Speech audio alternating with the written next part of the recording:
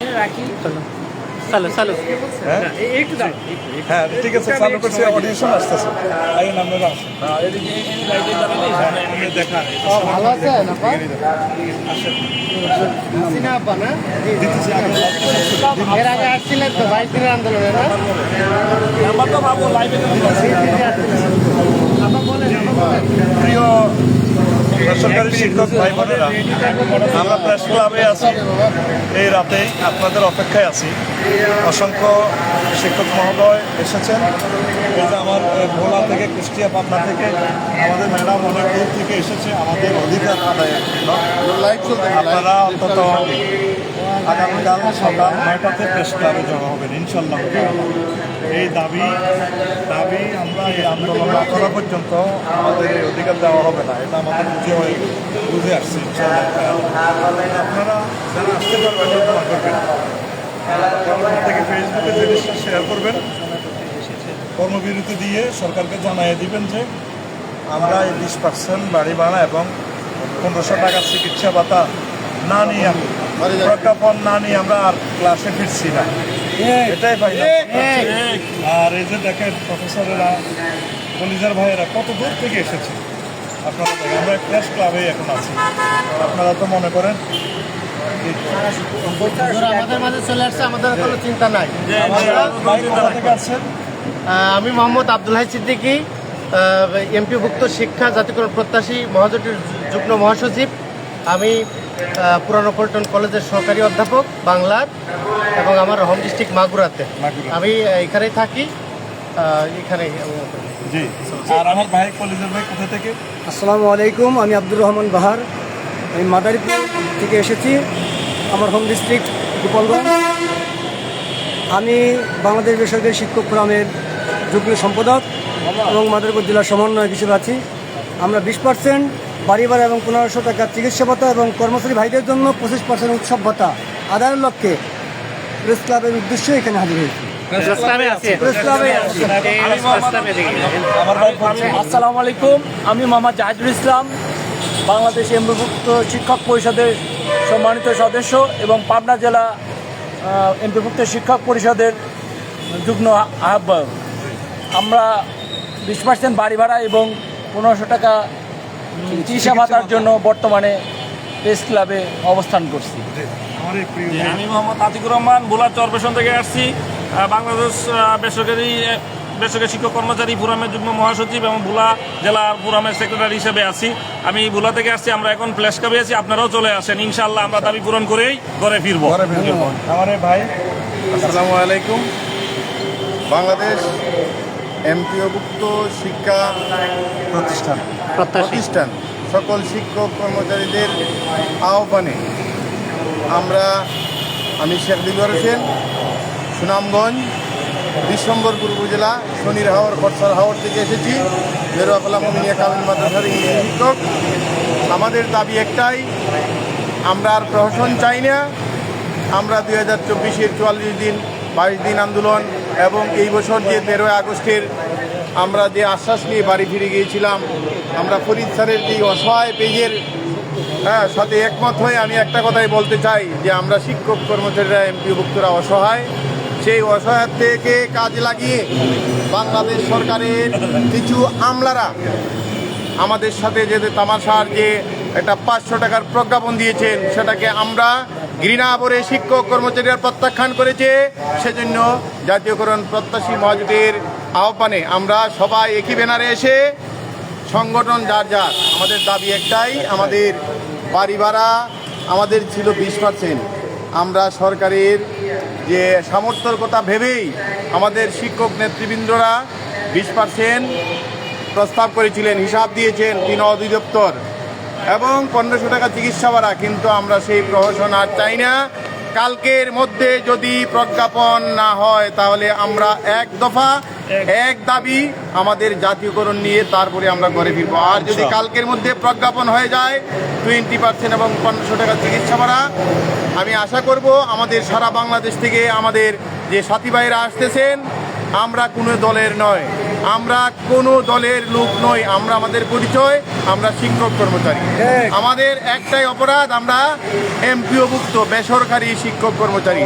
আমরা সেই বেসরকারি শিক্ষক কর্মচারীর কারণে আমরা আমাদেরকে ছাগলের 3 নম্বর বাচ্চার মতো আমাদের সাথে তারা প্রশাসন করতেছে। ইনশাআল্লাহ আমার প্রিয় ভাই আমাদের বিশ্বাস আপনারা আমরা বুঝেছেন। সবাই আসেন, এসে প্রেস ক্লাবে সবাই জড়ো হন।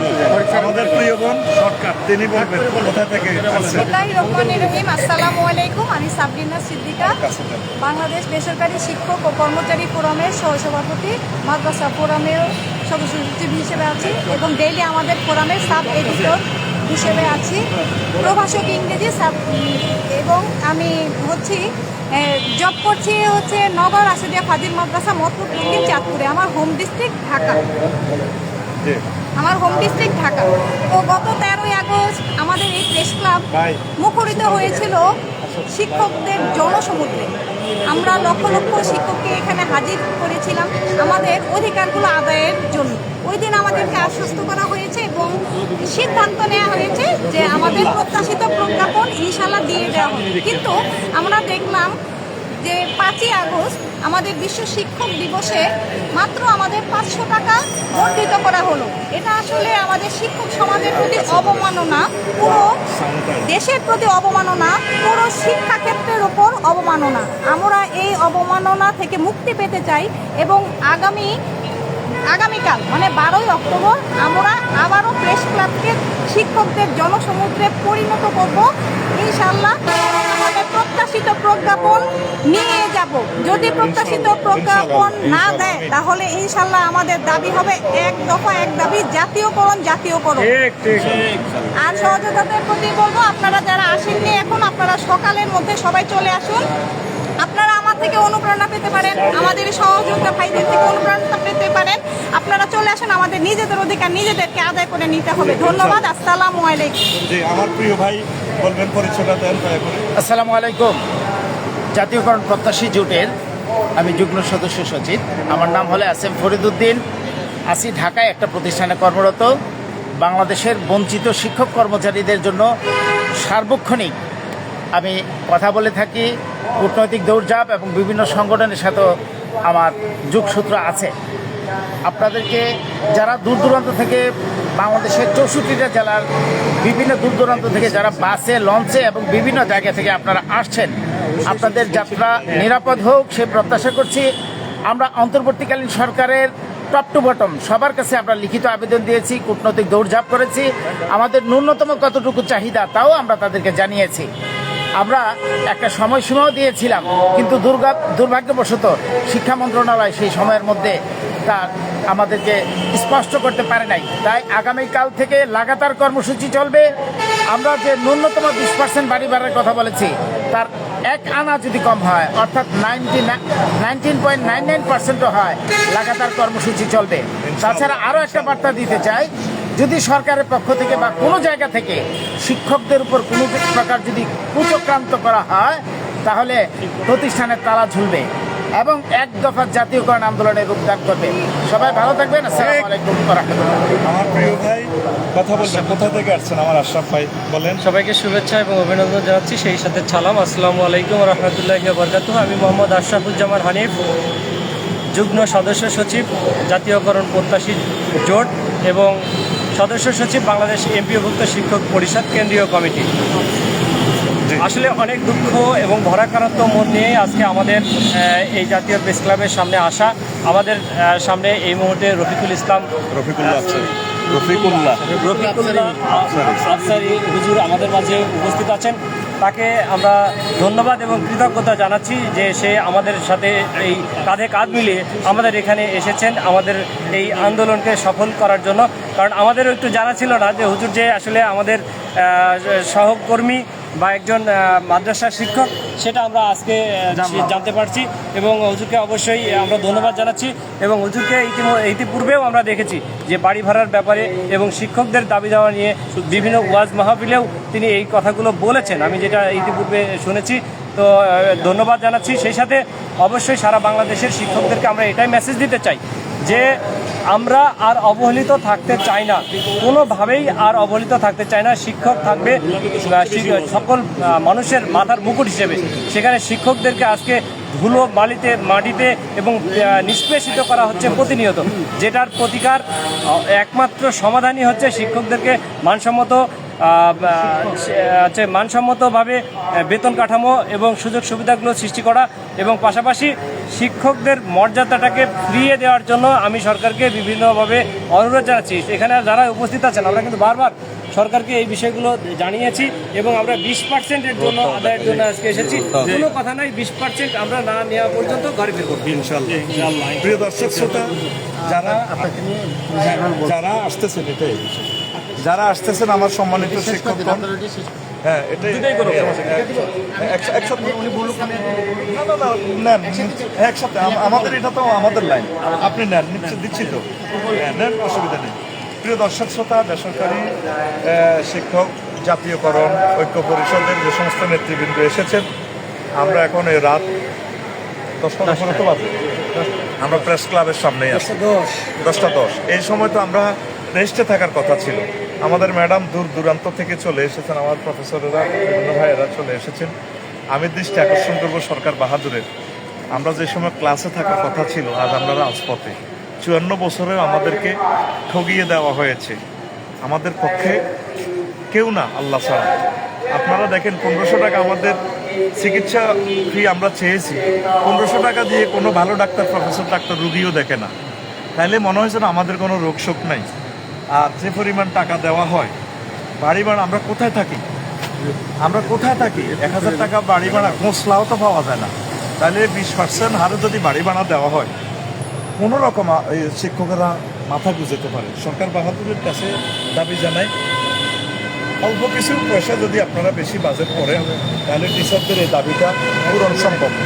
এটা যদি সম্ভব হয়, তাহলে শিক্ষকদের সাথে, বেসরকারি শিক্ষকদের সাথে তাদের পরিবার, পোষ্যসহ, আত্মীয় স্বজন সহ প্রায় 3 কোটি লোক উপকৃত হয়। তাহলে সর্বসাধারণের উপকারের স্বার্থে, রাষ্ট্রের বৃহৎ একটা জনগোষ্ঠীর উপকারের স্বার্থে আপনারা সসম্মানে দাবিটা মেনে নেওয়া আবশ্যক। আমাদেরকে কেন আপনারা রাজপথে কষ্টটা দিচ্ছেন? আমাদেরকে 1 মাস আশা দিয়ে আমাদেরকে আপনারা ঘুরাচ্ছেন পথে পথে। যদি আমাদের এই 20% যদি না মানেন, আমরা নির্বাচনে কোনো প্রিজাইডিং অফিসার হিসেবে আমরা দায়িত্ব পালন করব না। ইনশাআল্লাহ তাআলা আমরা 100% জাতীয়করণ না করে আমরা বাড়িতে আর ফিরবো না। আমরা আর কত পড়াবো? আমাদের রেমিটেন্স যা আসছে, আমরাই তো স্কুল কলেজ মাদ্রাসা থেকে আমাদের ছাত্রদেরকে পড়াইয়া প্রতি মাসে 1000 কোটি টাকা রেমিটেন্স আসে। তাহলে রেমিটেন্সে আসতেছে, আমরা একটা শব্দ বলেও তো আমাদের ছাত্রদেরকে শিখাচ্ছি। তাহলে জাতীয় উন্নয়নে, অগ্রগতিতে, অর্থনৈতিক বিনির্মাণে আমরা কোথায় অবদান রাখতেছি না? বিভিন্ন প্রকল্প, মেগা প্রজেক্টগুলো বাস্তবায়ন হয়, আমাদেরকে টাকা দিতে আসলে ফান্ডে টাকা থাকে না। আর এ সমস্ত ওয়াদা, বাউতাবাজি, এগুলো আমরা আর বিশ্বাস করি না। আমাদের ছেলেবেলেরা ডিসিএসপি সচিব হয়, আমাদের ছাত্ররা সচিবেরা আজ আমাদেরকে পথে পথে ঘুরাচ্ছে। উই মেড সচিব, সেক্রেটারি, উই মেড ডিসি। আমাদেরকে আর পথে পথে না ঘুরাইয়া আল্লাহর ওয়াস্তে সসম্মানে তত্ত্বাবধায়ক সরকার বাহাদুরকে বলবো, আপনি নিজেও একজন টিচার, আর উপদেষ্টা পরিষদের অনেকেই আছেন সম্মানিত টিচার, অন্তত আপনারা আমাদের এই দাবি মেনে নেন। আর পৃথিবীতে এমন কোনো প্রতিষ্ঠান নেই আগে সরকারি হয়েছে, আমাদেরকে ছোট করে দেখার কোনো সুযোগ নেই। সকল প্রতিষ্ঠানে বেসরকারি হয়েছে, পরে সরকারি হয়েছে। আপনারা তো আমাদেরকে মফিজ মনে করেন। বেসরকারি মানে বেইজ্জতির সমীকরণ শিখর, একদম বেইজ্জতির স্বর্ণ শিখর আসলে আমাদেরকে নিয়ে গেছেন। আর আমাদেরকে ইনসাল্ট করবেন না। আমরা রাজপথে এসেছি, আর আমরা ক্লাসরুমে ফিরবো না। আমাদেরকে 100% সরকারি করেন। যদি অর্থ সংকুলন না হয়, 20% এবং 1500 টাকা বাড়ি বা চিকিৎসা ভাতা দিয়ে আমাদেরকে সান্ত্বনা দেন, সে প্রত্যাশা রেখে আমি শেষ করছি। আর আমাদের যতগুলো সহকর্মীরা আসতেছে, আল্লাহ যাতে রহমতের ফেরেশতার মাধ্যমে প্রেস ক্লাবে পৌঁছায় দেয়। আগামীকালের প্রেস ক্লাব হবে শিক্ষকদের জনসমুদ্র, শিক্ষকদের সমুদ্রের এই প্রেস ক্লাব। সে আহ্বান রেখে আল্লাহর কাছে আমার শিক্ষকদের নেখায়াত কামনা করে তাদেরকে যাতে আল্লাহ রহমতের চাদরে করে এখানে পৌঁছায় দেয়। আগামীকাল এই রাজপথে আমাদের ফয়সালা হবে আগামীকাল সকাল 9টা ইনশাআল্লাহ তাআলা। ধন্যবাদ। আসসালামু আলাইকুম ওয়া রাহমাতুল্লাহি ওয়া বারাকাতুহু।